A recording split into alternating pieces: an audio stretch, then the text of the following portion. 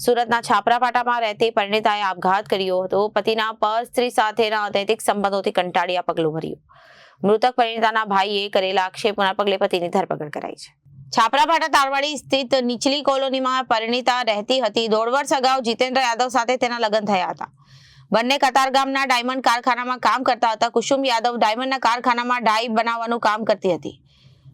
પતિ પણ ત્યાં જ કામ કરતો. કુસુમે પતિને આર્થિક રીતે પણ મદદરૂપ બનતી. સોમવારે બપોરે પતિ પત્ની વચ્ચે ઝઘડો થયો. તે બાદ કુસુમે કારખાનેથી ક્યાંક ચાલી ગઈ. પરિવારે ભારે શોધખોળ કર્યા બાદ પણ ભાડ ન મળી હતી, જેથી બાદ કતારગામ પોલીસને જાણ કરી. 2 દિવસ બાદ અશ્વિની કુમાર મેલડી માતાના મંદિર પાસે આવેલા તાપી નદીમાંથી કુસુમની લાશ મળી આવી હતી. જે બાદ કુસુમના ભાઈ દ્વારા પતિ પર ગંભીર આક્ષેપો કરવામાં આવ્યા હતા. પતિ જીતેન્દ્રના અન્ય પરિસ્ત્રી સાથે અનૈતિક સંબંધો હતા. તેના પગલે બંને વચ્ચે ઝઘડા ચાલી રહ્યા હતા, જેનાથી કંટાળીએ તેણે આ પગલું ભર્યું. મૃતકના ભાઈની ફરિયાદના પગલે પતિ જીતેન્દ્ર યાદવ સામે પોલીસે ગુનો નોંધી અશ્વિની કુમાર પોલીસે જીતેન્દ્રની ધરપકડ કરી વધુ તપાસ હાથ ધરી છે. Bureau report, Janadesh news.